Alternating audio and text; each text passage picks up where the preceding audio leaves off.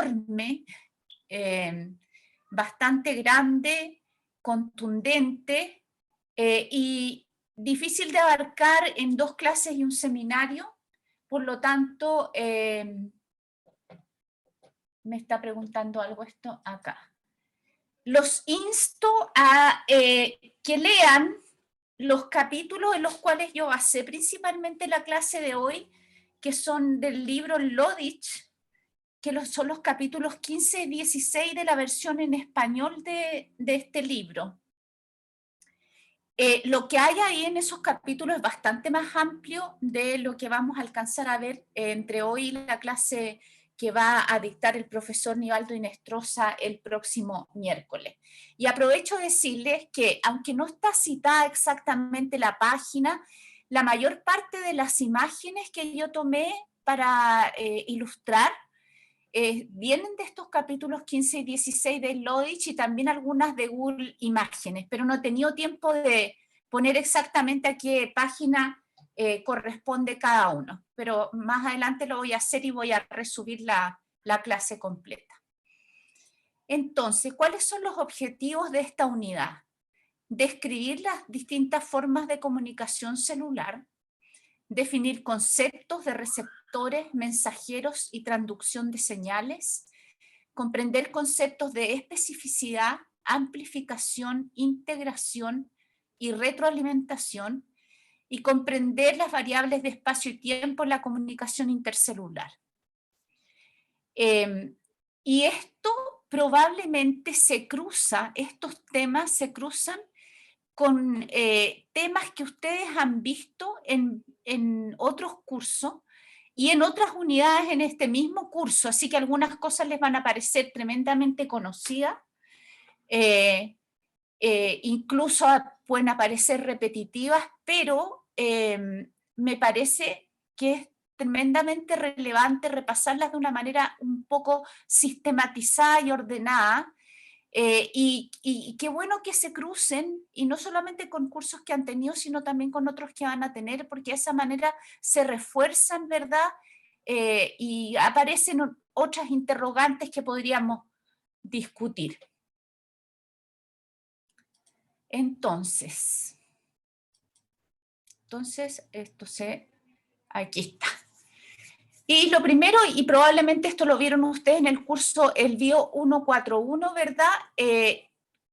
La comunicación se define, ¿no es cierto?, como un proceso de 3 etapas que implica recibir, recepcionar una señal, una segunda etapa que es transducir la señal, y una tercera etapa que es la respuesta, ¿verdad?, biológica.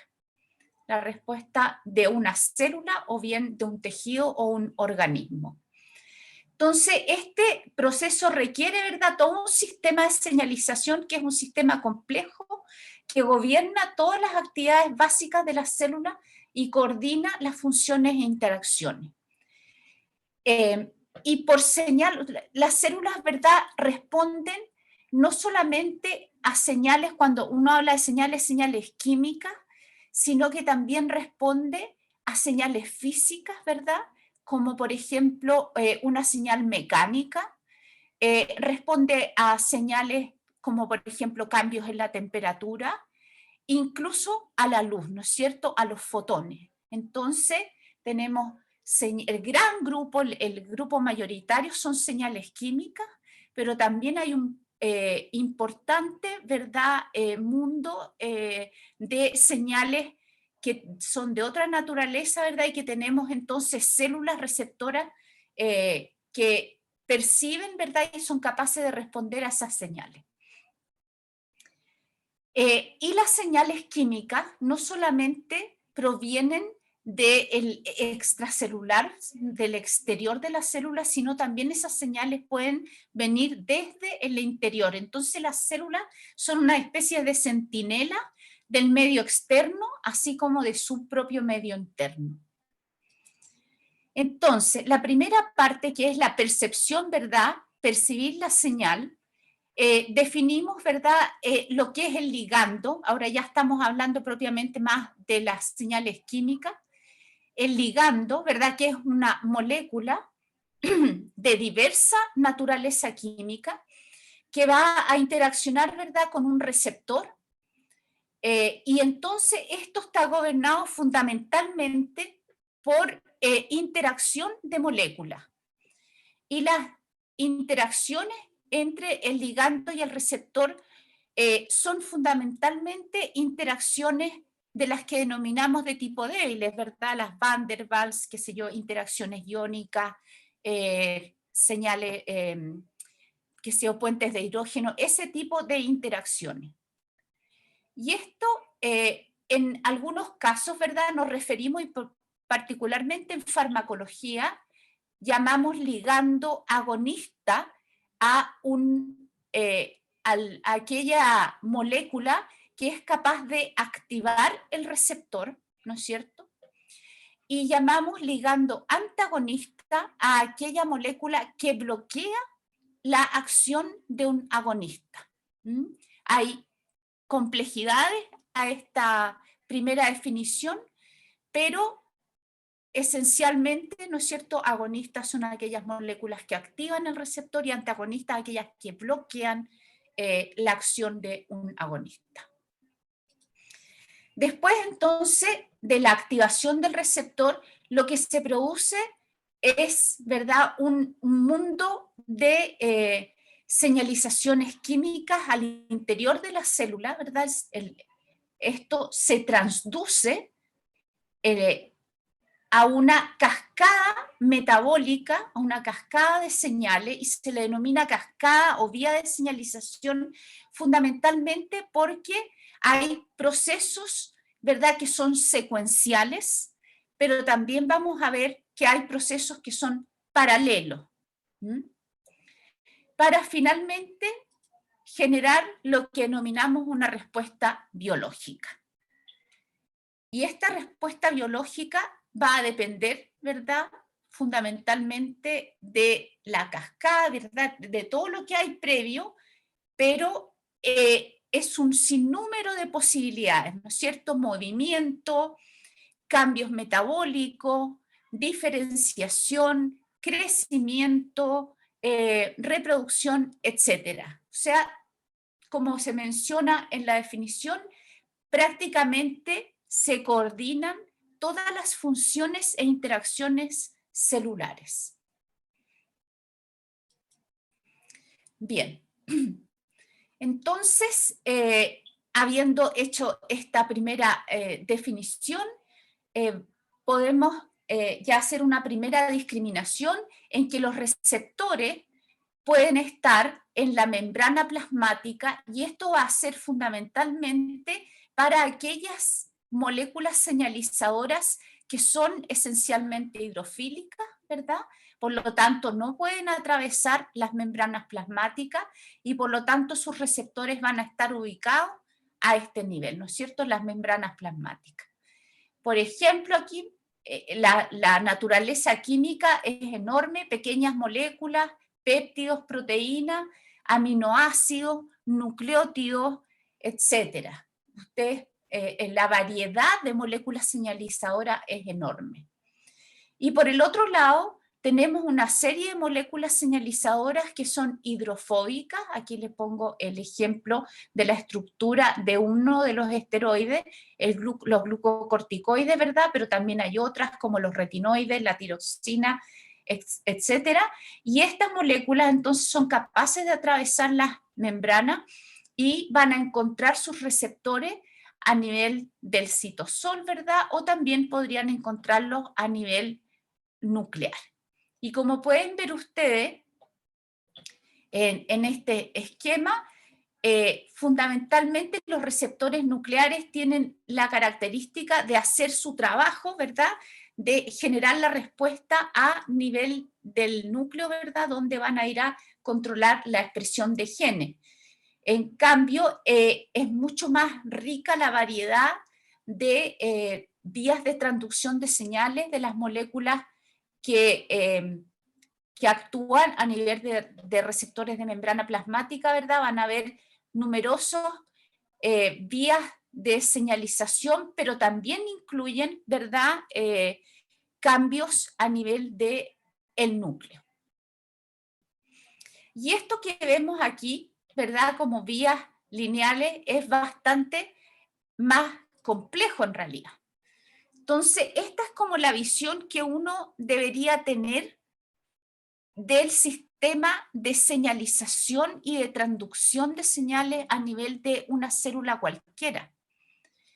Entonces, lo que se ilustra en esta imagen, ¿verdad?, es que una célula no tiene un solo tipo de receptor, sino que tiene múltiples, ¿verdad?, subtipos de receptores, de los cuales ustedes probablemente ya han escuchado hablar bastante y los vamos a ver en mayor detalle en un rato más, los GPCR, los que están asociados a actividad enzimática, a procesos, ¿verdad?, que tienen que ver con la interacción entre los tres tejidos, la matriz extracelular, etc.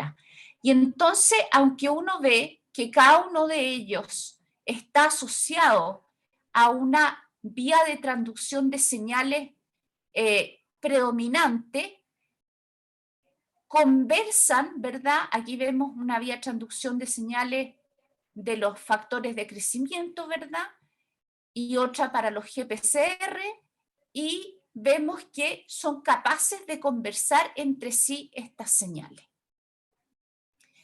Y por supuesto, ¿qué gracia tiene eso? Que dependiendo, ¿verdad?, de las señales entrantes a una célula, la respuesta final va a poder ser coordinada entre todas estas señales para dar un output, ¿verdad?, que es el output necesario que tiene esa célula.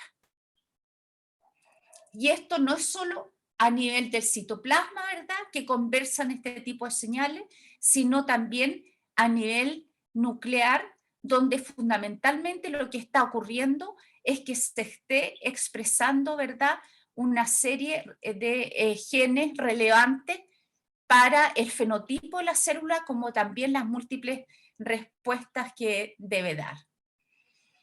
Por supuesto, esto también tiene otro componente, que es el estado de diferenciación de la célula y el estado metabólico que tenga esa célula, que va a determinar también el rango de respuestas posible que tiene. Y esto es muy claro, por ejemplo, a nivel de expresión génica.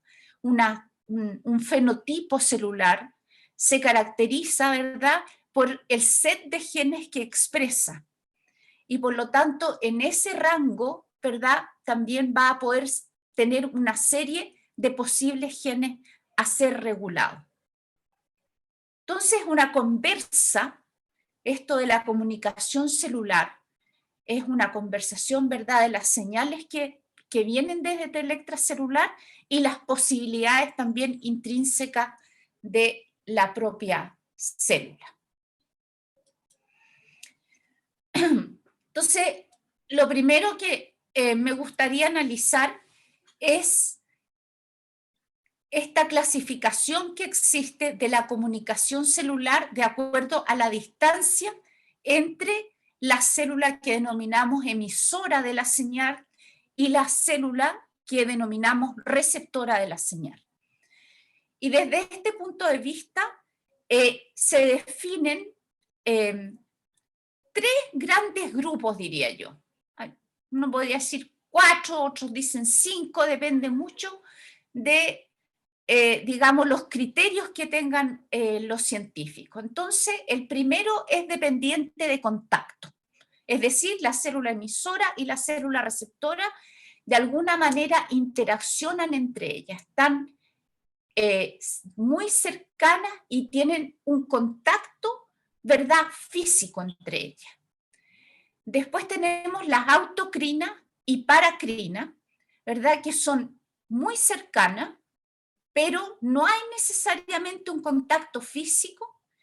Y aquí mismo vamos a hacer, digamos, la excepción en la cual yo les voy a mostrar que en este grupo de distancia denominada paracrina sí existe una especie de contacto físico que fue descubierta no hace muchos años, que es la mediada por citonemas y nanotubos, que es una interacción, digamos, paracrina, pero a distancia al mismo tiempo.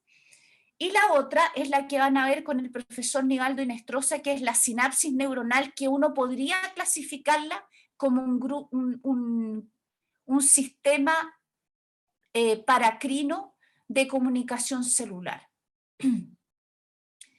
Después está la señalización endocrina, ¿verdad? Que es la propiamente a distancia, en la cual la célula emisora de la señal puede estar muy alejada de la célula receptora, ¿verdad? Y la señal en realidad viaja por los fluidos del cuerpo, principalmente el sistema sanguíneo. Y finalmente, una que también ha llegado a impactarnos en los últimos años, que es la mediada por exosomas, que también podríamos considerarla un sistema de comunicación a distancia entre los distintos tejidos. Y vamos a ir mirando, ejemplificando cada una de ellas. Entonces, la comunicación intercelular por contacto, como les mencionaba, tenemos la célula que señaliza y su señal está adosada a la membrana plasmática, y por el otro lado tenemos la célula adyacente receptora, que tiene, ¿verdad?, un receptor también en la membrana plasmática capaz de reconocer de manera específica esta interacción, ¿verdad? Y se produce una cascada de señales, a veces en una célula y a veces en las dos células, ¿verdad? Pasan a ser las dos señalizadoras y receptoras de la señal. Y aquí les traigo un ejemplo que ustedes probablemente vieron con la profesora María Isabel Youssef, ¿no es cierto?, en sus clases. De hecho, el primer autor, no me acuerdo el nombre, del Valle, alumno de la profesora Youssef. Felipe. ¿Cómo se llama? Felipe. Felipe del Valle.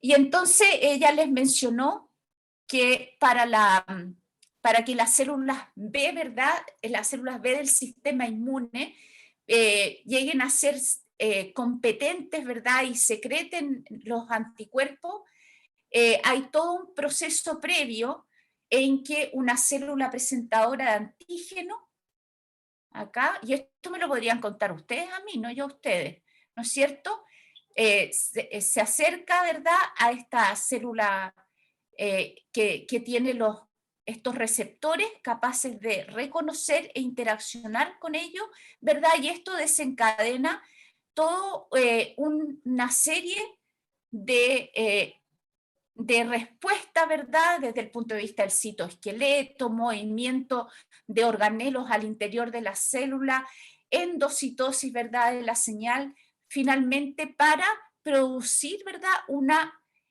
diferenciación en esta célula receptora de la señal, y que termina siendo competente para reconocer, ¿verdad?, ese antígeno y producir los anticuerpos. Entonces, este sistema de comunicación intercelular yuxtapuesta es fundamental en el sistema inmune. No es exclusivo, pero es muy importante en el sistema inmune. También de señales cercanas, pero ya no yuxtapuestas, tenemos la comunicación paracrina. Este es un esquema que ustedes vieron en su curso de biología de la célula, ¿verdad? Y tenemos, por ejemplo, los fibroblastos, los macrófagos o algunas otras células que son capaces de secretar, por ejemplo, factores de crecimiento o otro tipo de moléculas, ¿verdad? Y las células vecinas tienen receptores para reconocer esta señal, y en este caso se llama comunicación paracrina. Y si la propia señal tiene el mismo, o sea, la propia célula tiene el mismo receptor, entonces se denomina comunicación autocrina. Y aquí un ejemplo de queratinocitos, ¿verdad?, células de la piel, y fibroblastos, ¿verdad?, que secretan este factor de crecimiento, el FGF7, que es un péptido, ¿no es cierto? Esta señal es una pequeña proteína. Y entonces los queratinocitos tienen receptores que son de esta familia, receptores 1 y receptores 2, para el factor de crecimiento fibroblástico. Y lo que tenemos en este experimento es que se hace, están las células en cultivo. En el lado izquierdo tenemos los controles y en el lado derecho tenemos células que son carentes de estos receptores para el factor FGF7, son knockout para esos subtipos de receptores. Y entonces se hace una herida, como quien dice, se interrumpe, ¿verdad?, esta monocapa de células en el cultivo, se le pasa, como quien dice, un cuchillo, un alfiler, de alguna manera sacamos todas esas células en ambos casos y observamos lo que pasa en el tiempo. ¿Y qué es lo que podemos observar?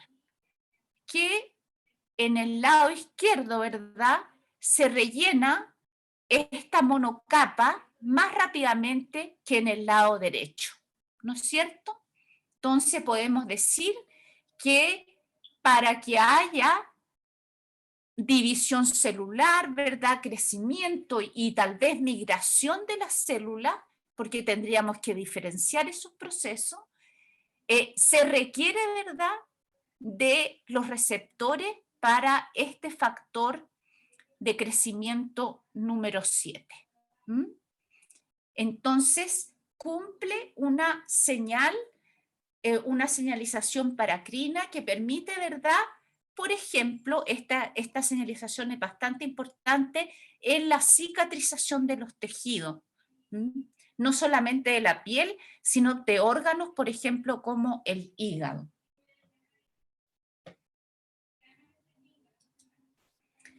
Bien, entonces, como les mencionaba, hace unos años surgió, ¿verdad?, una observación bien interesante de que las células se comunican por estos denominados citonemas y nanotubos. Esta comunicación paracrina, una comunicación paracrina a mayor distancia que requiere el crecimiento o una protrusión de la membrana plasmática de la célula, ¿verdad?, para acercarse de manera específica a otros grupos celulares. ¿Y qué son estas cosas? Son los verdaderos filopodios, es decir, unas extensiones bastante delgadas y largas de las células que pueden tener características bien interesantes, es decir, bien versátiles. Por ejemplo, ambas células, la emisora y la receptora, pueden emitir estos citonemas, ¿verdad? Y que se encuentren en algún lugar en el espacio. Citonema se refiere a que estas protrusiones son cerradas en sus extremos. Puede que una sola de las células, ¿verdad?, extienda esta protrusión y llegue hasta la otra célula. Y en ese encuentro, ¿verdad?, van a haber interacciones como las que mencionábamos en el primer caso, que sean yuxtapuestas. Una de las protrusiones, por ejemplo, puede presentar el receptor y otra, la protrusión de la otra célula puede presentar la señal. O pueden ocurrir fenómenos como, por ejemplo, el que se ilustra en este caso, en que una pueda secretar o se pueda producir algún tipo de vesícula que sea capaz, ¿verdad?, de llegar hacia la célula receptora. Y se han visto no solamente este tipo de interacciones, sino algunas variaciones también a estas, como las que les muestro en este caso, en que hayan una continuidad entre las protrusiones de una célula con la protrusión, ¿verdad?, de la otra célula, y ocurra, ¿verdad?, el traspaso de moléculas entre un lado y el otro. Como también, por ejemplo, podría ocurrir, como lo que se ve ahí en la letra C, el encapsulamiento de una de las extensiones, ¿verdad?, de una de las protrusiones hacia, como quien dice, se internalice hacia la otra célula, y también podamos tener una interacción del tipo yuxtapuesta con la célula receptora. Entonces esto, ustedes se pueden imaginar que hay una cantidad, si están estos ejemplos aquí, es porque se han visto, se han observado, ¿verdad?, y caracterizado en distintos tipos celulares. Y les traigo aquí la evidencia más contundente que existe, ¿verdad?, y la importancia de los citonemas en la diferenciación de organismos como por ejemplo la mosca, que es donde más se ha estudiado, donde más se conoce. Parece que hay preguntas, ¿o no?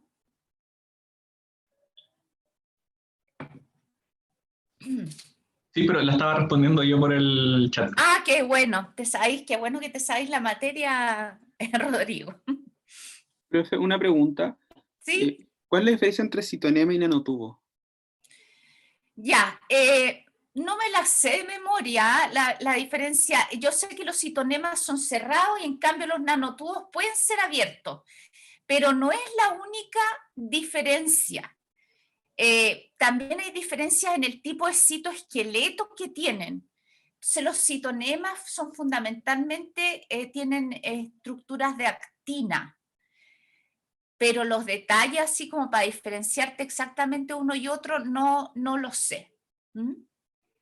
Ahí les tengo este review, y reviews posteriores a este así tan exhaustivos no existen. Es el que tiene más detalles al respecto.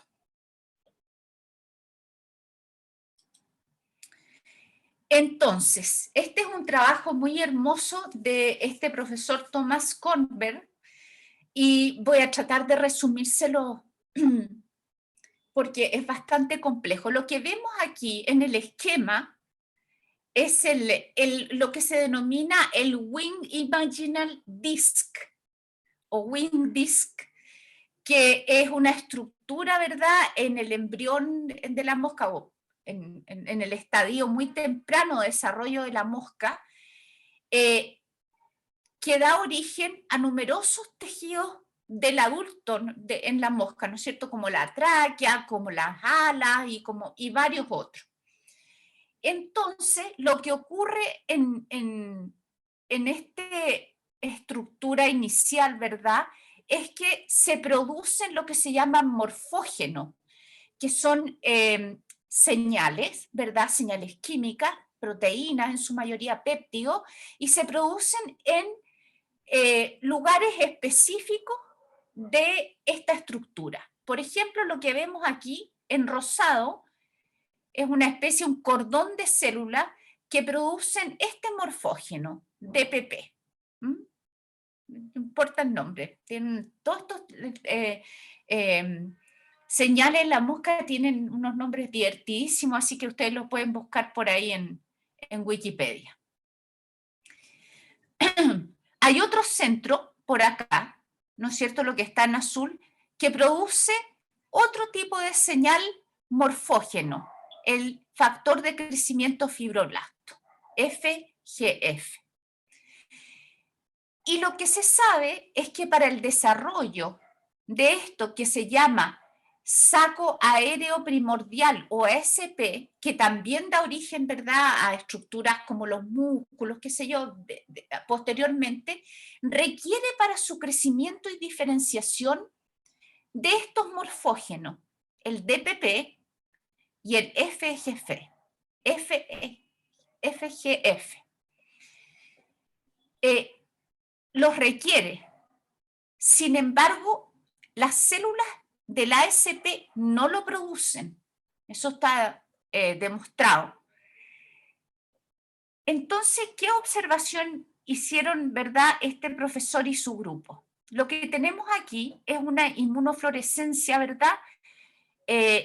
Con mucha exposición, de tal manera que se ven que las células que forman, ¿verdad?, este ASP emiten una serie de prolongaciones.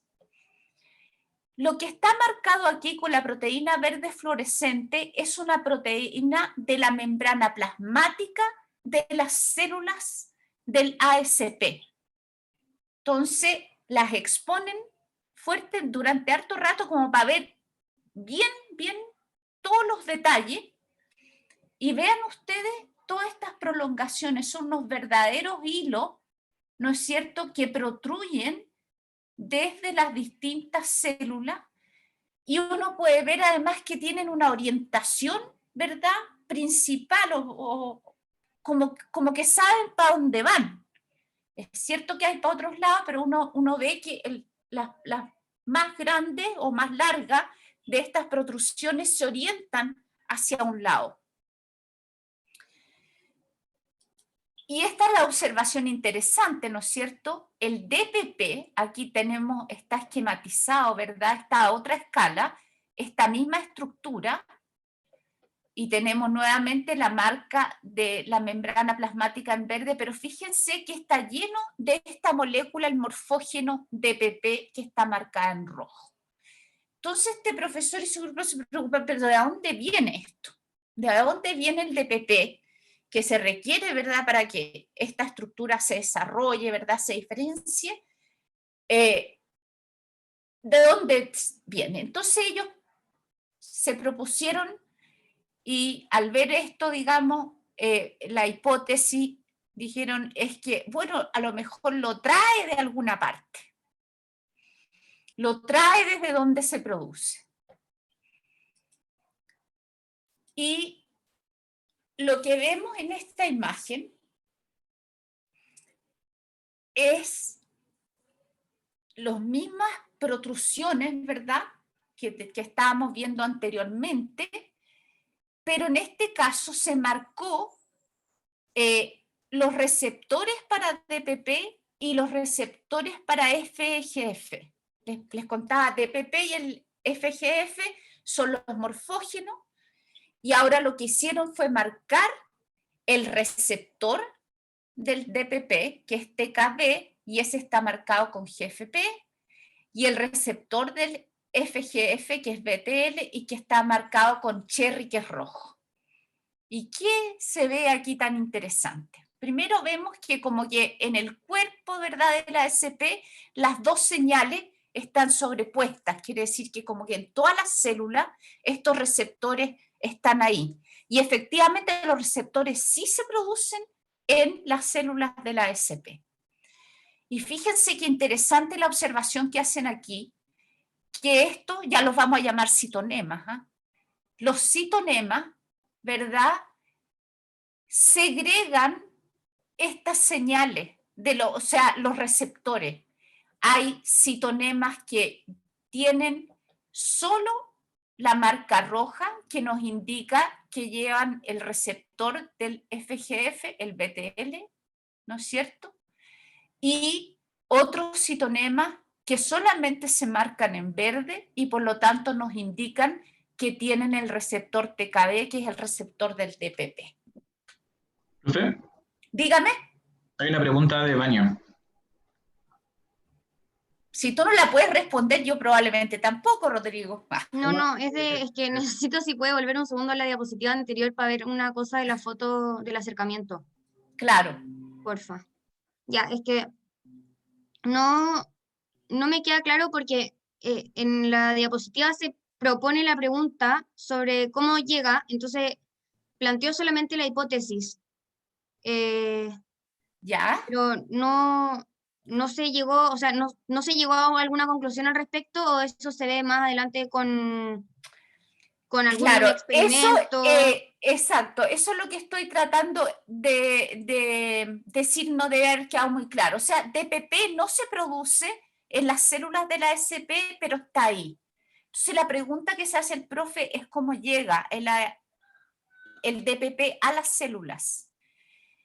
Y entonces, y se sabe que el DPP, ¿verdad?, se produce en las células de acá. ¿Ah? Y el FGF se produce en las células de acá. Entonces, al ver estas estructuras, los citonemas, la hipótesis que él propone es que a lo mejor viene el DPP a través, ¿verdad?, de los citonemas. Ya, perfecto.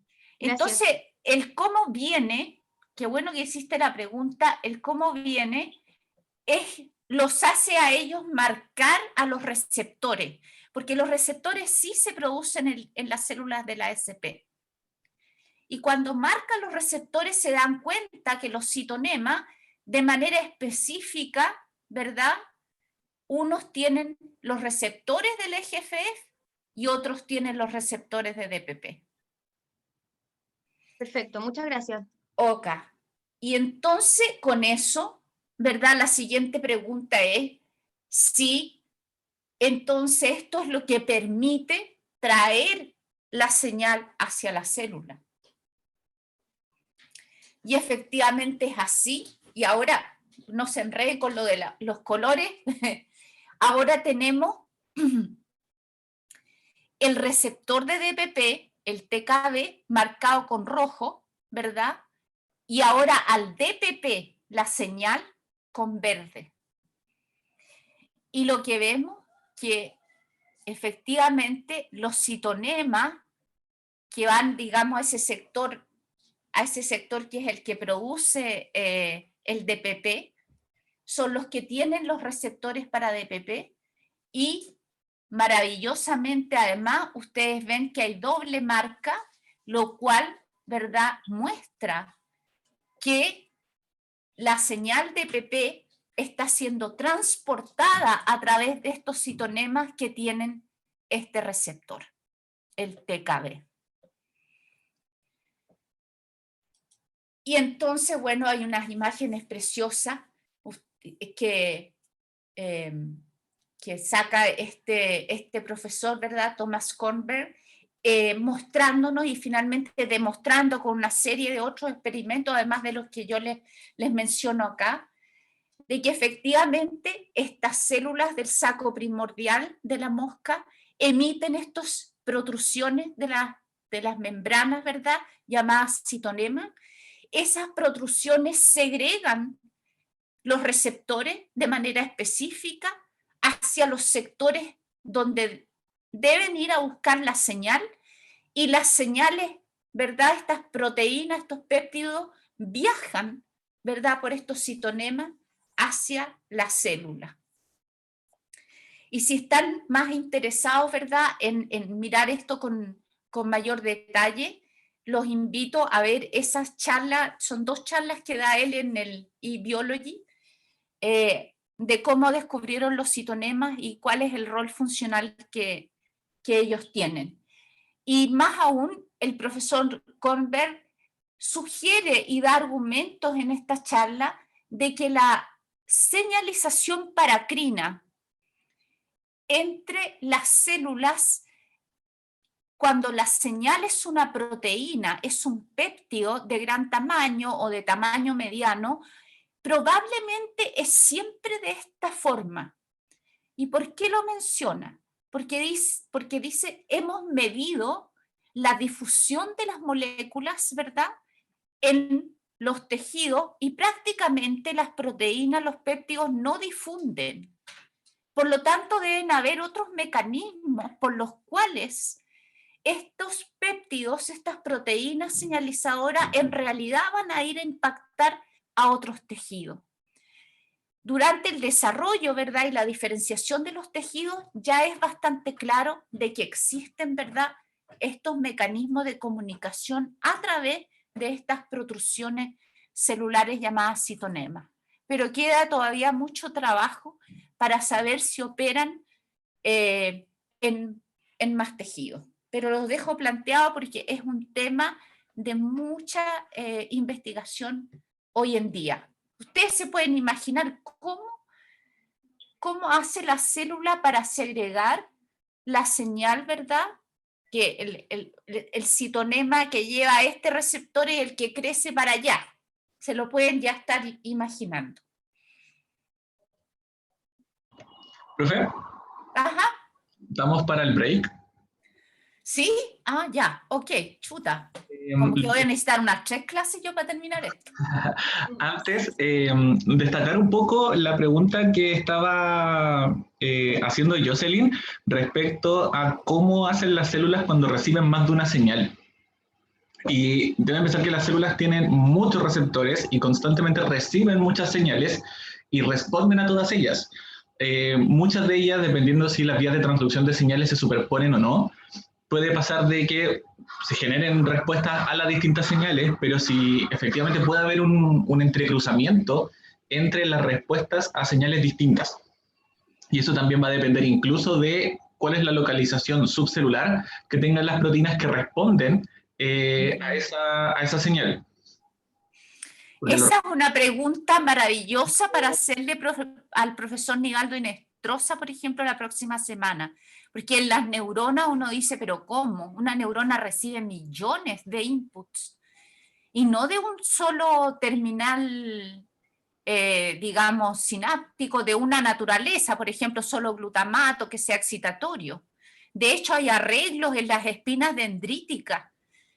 Que, por ejemplo, recibe una señal excitatoria en la parte más apical y un botón de una señal inhibitoria en la parte más cercana al cuerpo celular.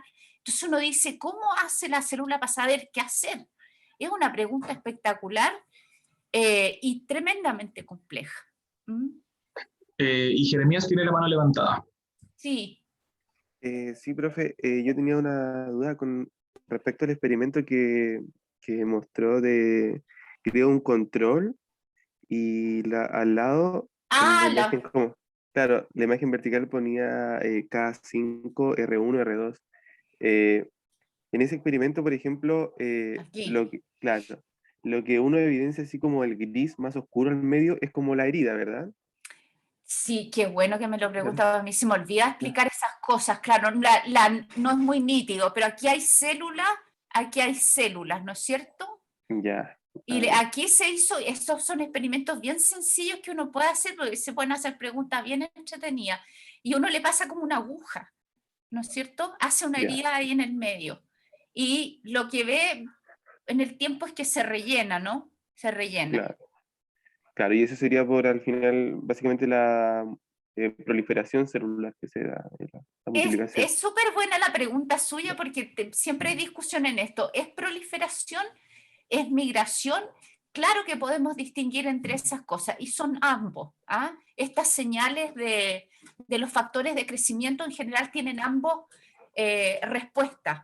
Permiten el crecimiento, digamos la división celular, pero también la migración, el movimiento de las células. Ah, ya, perfecto. En ese experimento, Jeremías, no es tan relevante, o la pregunta no es si es que el mecanismo es por proliferación o es por migración, sino que lo importante es que para que ocurra un correcto cierre de la herida, es importante que esté el FGF, y por lo tanto, los receptores de FGF. Esa es la pregunta que se está contestando en este experimento. Claro, sí, eso también. Si es por proliferación, migración, probablemente van a ser ambos. Pero aquí en este caso lo importante es que se requiere que se recepcione la señal del FGF para que haya un correcto cierre de la herida. Claro, sí, yo lo preguntaba más que nada porque al final como el FGF era un factor de crecimiento, por eso pensaba. Claro, sí, pues. La otra recién este crecimiento, por eso lo asociaba a eso. Claro, pero perfecto. Muchas gracias. Chicos, volvemos a las 3 para continuar con la clase. Ok.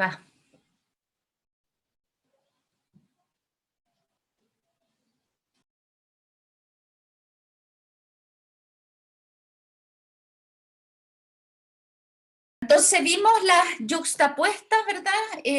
Dependiendo la distancia y las autocrinas y paracrinas.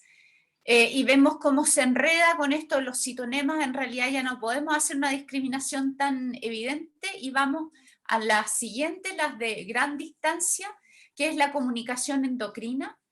Y aquí les traigo una ilustración, ¿verdad?, que nos muestra las principales glándulas de nuestro organismo y las hormonas, algunos ejemplos de las hormonas que secretan. Por ejemplo, tenemos el sistema hipotálamo y la glándula pituitaria, ¿verdad?, que secretan numerosas hormonas, la hormona de crecimiento, la CTH, muchas otras, la hormona tiroides, que viene de la glándula tiroidea, etcétera, glucagón, insulina del páncreas, las hormonas sexuales, ¿verdad?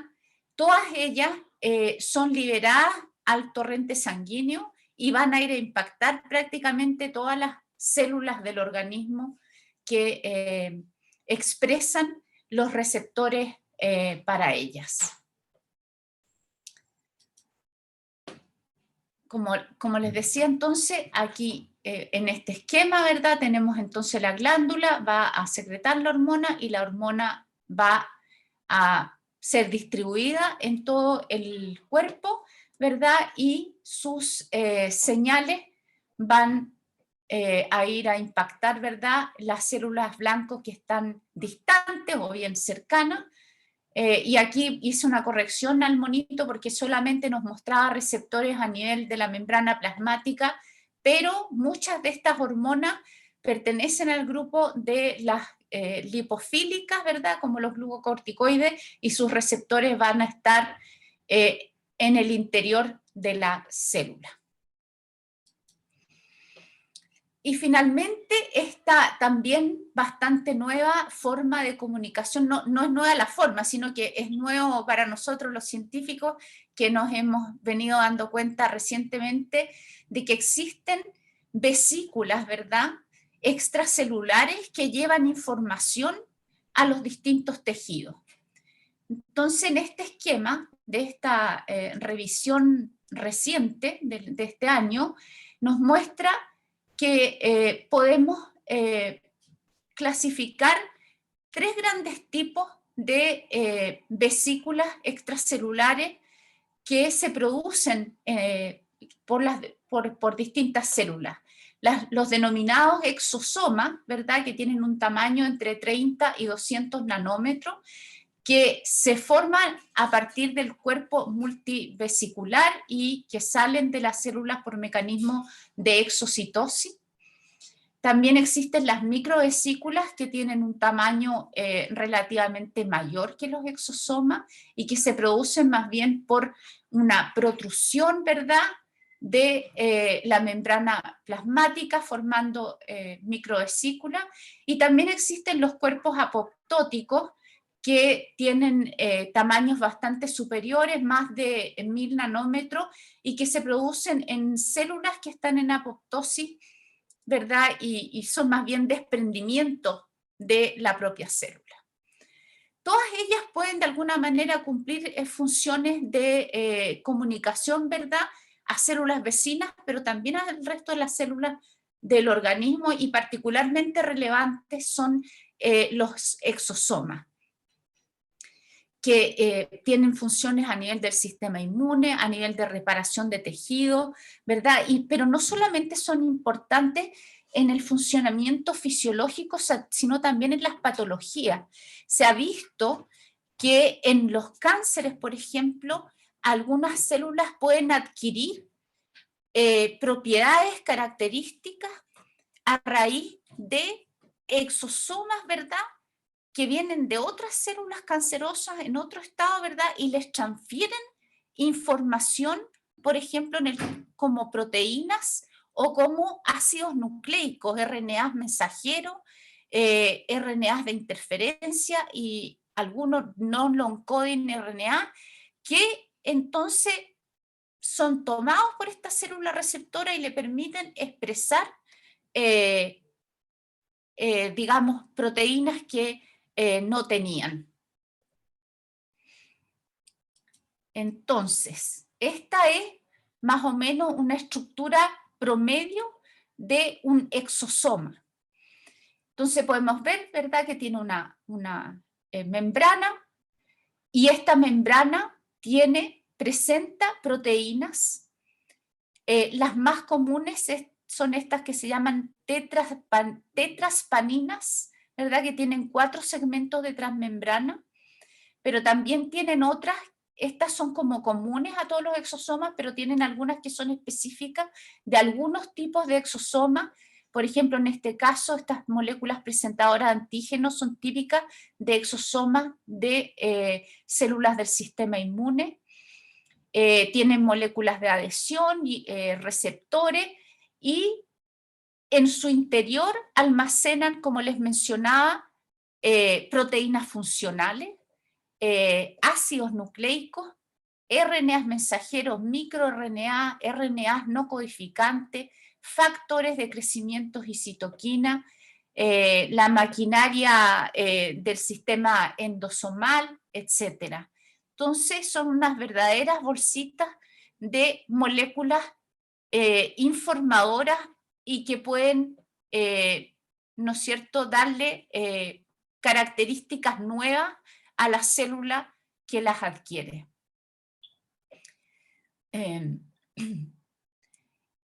No solamente, ¿verdad?, pueden incorporar el exosoma y la información que trae, sino que también pueden señalizar por el hecho de que tienen estas proteínas señalizadoras a nivel de la membrana. Y eso está mostrado en este esquemita. Entonces, un exosoma puede, por un lado, generar una interacción, ¿verdad? Tener una molécula señalizadora en la membrana y en la célula blanco, ¿verdad? Producir una respuesta río abajo, porque la célula blanco presenta un receptor que reconoce esa señal. O bien pueden, ¿verdad?, fusionarse y de esa manera liberar el contenido en el citosol, aunque esta vía tiene bastantes posibilidades. Se las muestro de manera resumida en el siguiente esquema, que se ve bastante complejo, se le llama ciclo de vida de los exosomas.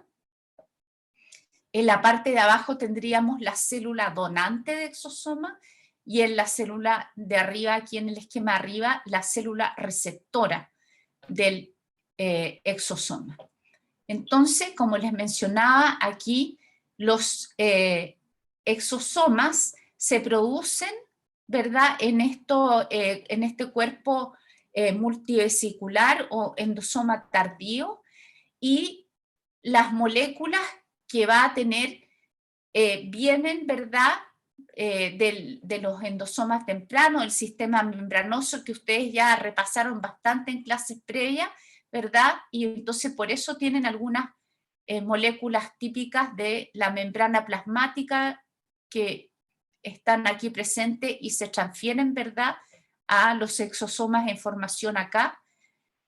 Son liberados los exosomas, y en la célula receptora tienen 3 mecanismos principales. Ya les mencionaba uno que fuera por un sistema de señalización, pueden ser internalizados o bien pueden fusionarse con la membrana plasmática.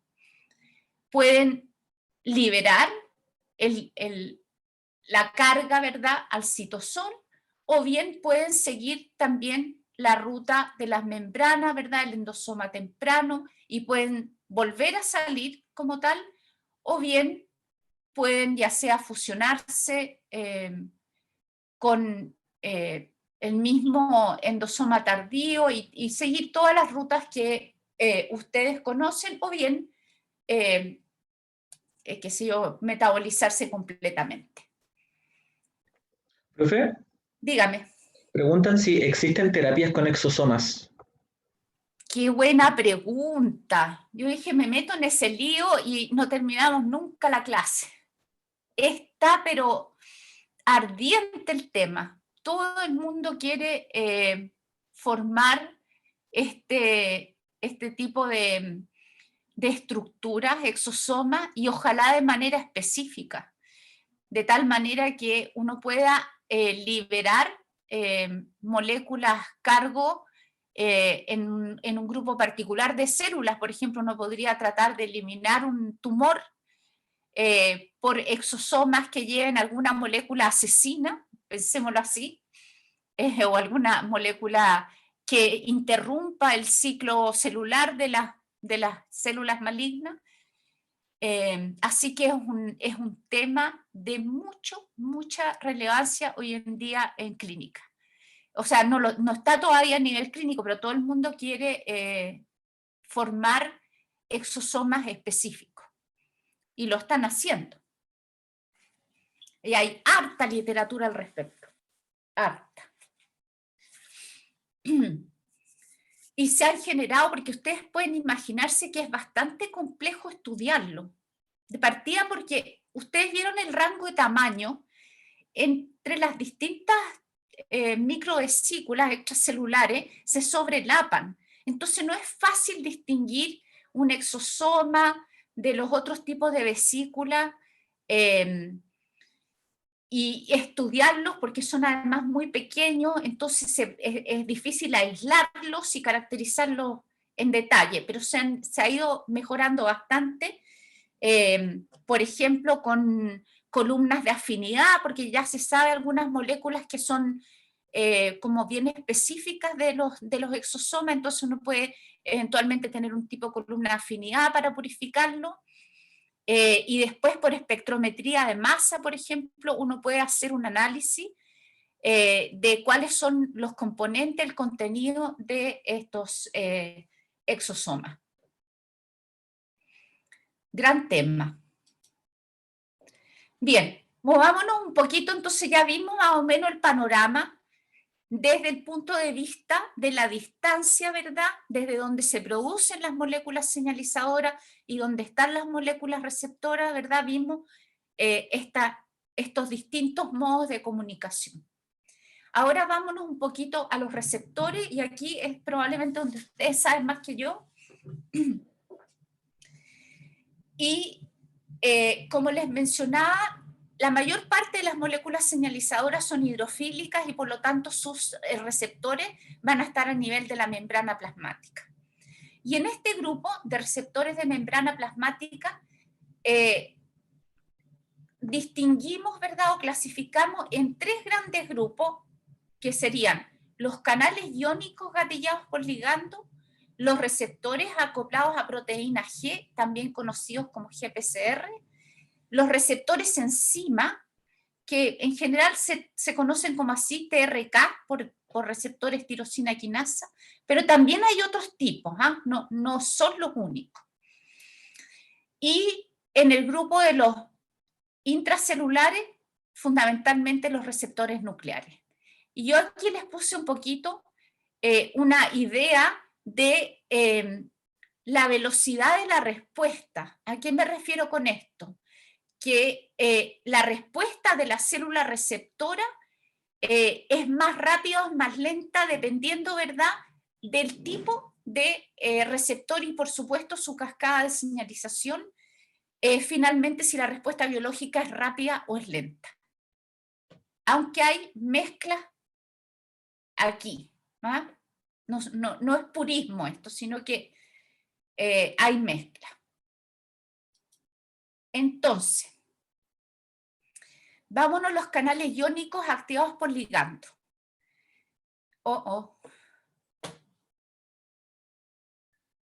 ¿Qué pasó? Ahora está con las pantallas cambiadas. Chuta. ¿Y cuál se ve? La que tiene el tiempo. Chuta, ¿qué pasó aquí? ¿Cómo se hace para el swap? Ahí. ¿Ahora? Ahí sí. Algo entró. ¿Se estará cargando mi computador? Porque eso sí que me asusta a mí. Ya, supongo. Entonces, ¿qué son los canales iónicos activados por ligando? Sí, probablemente ustedes los vieron en sus clases de, ¿cómo se llama? De biofísica, no sé, bases físicas de los procesos biológicos, ¿verdad? Son proteínas de transmembrana que tienen la gracia de que su actividad es gatillada, es decir, necesita un ligando para activarlo.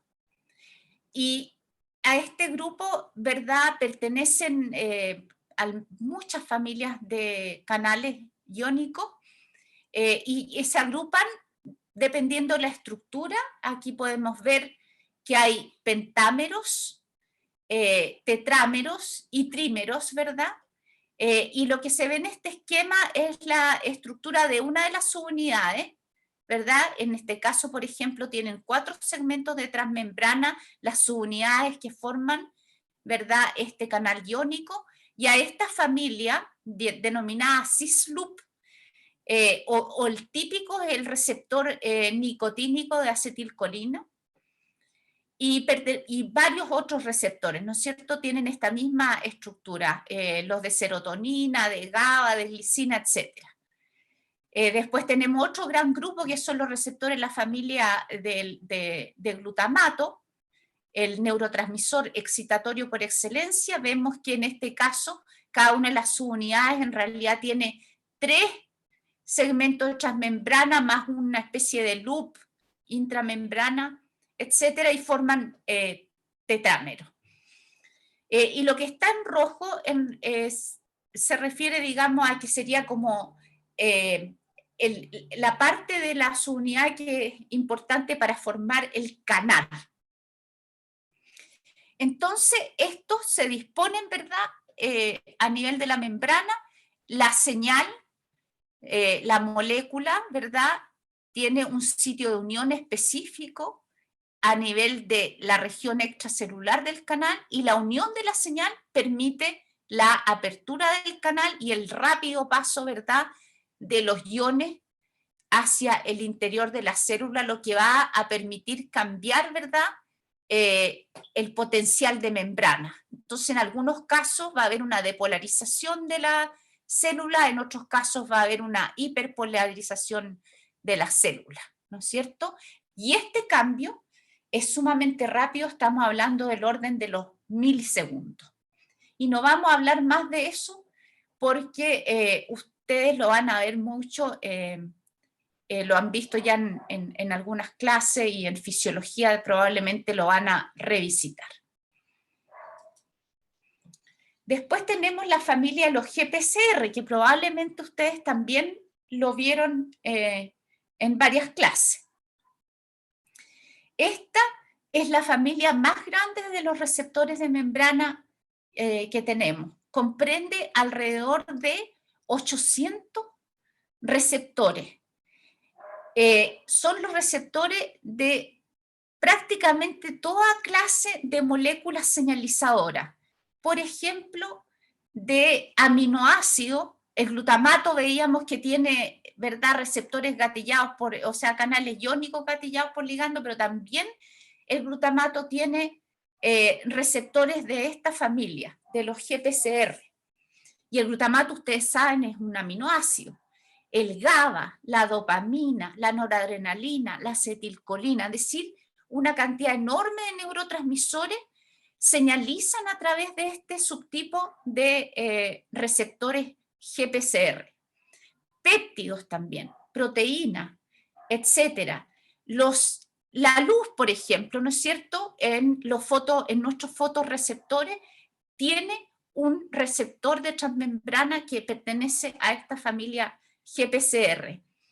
Las moléculas odorantes, ¿no es cierto?, nuestro sistema olfatorio, y por eso la familia es tan grande, tiene receptores de esta naturaleza. Del gusto, ¿verdad?, en nuestras papilas gustativas también son receptores de la familia de los GPCR. Y las características típicas de estos receptores, todos tienen una estructura similar que comprende 7 segmentos de transmembrana, por eso se les llama también 7 magníficos, y eso quiere decir que tiene 7 alfa hélices que están en esta estructura, ¿verdad? Este es la estructura del receptor beta adrenérgico, el prototipo de esta clase de receptores, ¿verdad? Y la disposición de las 7 alfa hélices como está nombrada aquí. a pesar de que tienen esta estructura similar entre todos ellos, también tienen variaciones bastante grandes. Por ejemplo, la parte del extracelular que tiene el N-terminal. El N-terminal siempre está en el extracelular, puede diferir bastante entre los distintos tipos de GPCR. Y también lo que llamamos los loops intracelulares, que están con esta letra C, también pueden ser bastante distintos entre los diferentes receptores de esta gran familia. Entonces, la molécula señalizadora, dependiendo del tipo de receptor y del tipo de molécula, ¿verdad?, puede tener su sitio de unión en la parte más hidrofóbica, ¿verdad?, que forman estos segmentos de transmembrana, o podría estar también en la parte extracelular en algunos tipos de GPCR. ¿Y qué es lo que ocurre en este caso? ¿No es cierto? En el caso de los canales veíamos que la unión del ligando gatilla, ¿verdad?, la apertura del canal y su cambio de permeabilidad. Y en el caso de los GPCR hay lo que se denomina un cambio conformacional. Y ese cambio conformacional, me salté esta parte importante, voy a terminar la idea, el cambio conformacional va a ser transmitido a la proteína G, y de ahí viene el nombre de GPCR o receptores acoplados a proteína G. Pero ahora voy a hablarles un poco de la especificidad. Entonces, a pesar de que el arreglo, ¿verdad?, es muy similar entre los distintos GPCR que comparten estructura, tienen la capacidad de unir una molécula con alta afinidad y especificidad, discriminando de otras muy similares. Y les traigo un ejemplo aquí. Los receptores de dopamina no reconocen a noradrenalina y viceversa. Y les traigo la imagen, ¿verdad?, de la estructura de la dopamina. Esta es una molécula de dopamina. Y fíjense ustedes, bastante similar a la molécula de noradrenalina. Sin embargo, los receptores de dopamina, como esta estructura cristalina que les traigo aquí del receptor de dopamina 3, a pesar de que está un poco girado, se ve, ¿verdad?, que es bastante similar al receptor beta adrenérgico de noradrenalina. Y sin embargo, discriminan. Este receptor reconoce a dopamina, pero no a noradrenalina y viceversa. Los de noradrenalina no ven a los de dopamina. Lo mismo ocurre también a nivel de los canales iónicos, y lo mismo ocurre a nivel de los receptores quinasa y a nivel de los receptores nucleares. Tenemos moléculas receptoras que reconocen sus ligandos con una altísima afinidad y discriminan entre moléculas muy similares. Pero también tenemos algunos receptores, particularmente en el grupo de los receptores enzima y en el de los receptores nucleares, que tienen un rango más amplio. Es decir, pueden reconocer a más de un ligando que tienen similitudes, pero digamos son menos acotados, son más laxos, ¿no es cierto? Pueden reconocer más de un tipo de ligando. En cambio, algunos de ellos son muy estrictos. Bien, entonces, como les decía, los GPCR se denominan como tales porque acoplan a su sistema de transducción a la proteína G. Entonces, aquí tenemos el receptor en el estado inactivo y esta sería la proteína G, que es una proteína heterotrimérica, tiene 3 subunidades, alfa, beta, y gamma, y ustedes pueden ver que se ancla la membrana a través de 2 estructuras tipo lipídicas, hidrofóbicas, digamos, que le permiten anclarse. La alfa y la gamma tienen estos motivos hidrofóbicos que le permiten estar ancladas en la membrana. Y lo otro que se caracteriza, ¿verdad?, es el efector. Y vamos a hablar de los efectores en un ratito. Entonces, este sería el sistema en reposo, pero la unión de la hormona del ligando va a activar al receptor, se va a producir el cambio conformacional y esto le va a permitir al receptor reconocer a la proteína G que está unida a un GDP, al nucleótido GDP. Y esta unión va a permitir que la proteína G, la subunidad alfa, libere al GDP y posteriormente una a GTP. Esta unión del GTP en la subunidad alfa va a permitir que se disocie esta proteína heterotrimérica y quede por un lado la subunidad alfa unida al GTP y la beta gamma por otro lado. Y entonces la proteína G alfa unida al GTP va a ser capaz de activar al efector. Entonces esto es como el ciclo clásico y lo que es propio y común a todos los, o a casi todos los receptores acoplados a proteína G, y aquí les traigo la estructura del GTP para que asocien con sus clases de bioquímica, y el GDP es esto mismo menos el último fosfato. Entonces ese es el ciclo de activación, ¿verdad?, de los receptores acoplados a proteína G. Y aquí un experimentito para ver, digamos, ahora nuevamente el tiempo. En este experimento lo que se hace es utilizar una técnica que se llama FRET, o Foster Resonance Energy Transfer, que nos permite ver la activación de la proteína G en segundos. ¿Y cómo se hace esto? Estamos en un sistema celular, ¿verdad?, en el cual podemos transformar, ¿verdad?, la proteína, la subunidad beta gamma de la proteína G con una proteína amarilla fluorescente. Y por el otro lado tenemos a la G alfa con una otra proteína fluorescente que se llama cian. Es CFP.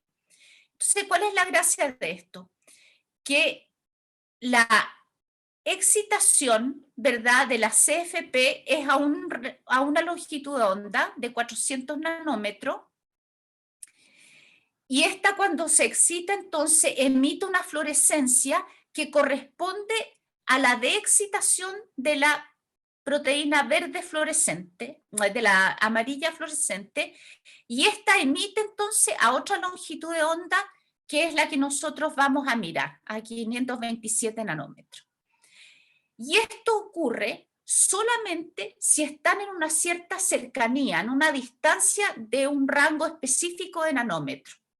Si están muy separadas, entonces no es posible que la señal de emisión de la CFP pueda excitar a la IFP. Entonces se utiliza esta estrategia para medir el tiempo en que ocurre, digamos, esta separación de la proteína G heterotrimérica. Y aquí vean ustedes,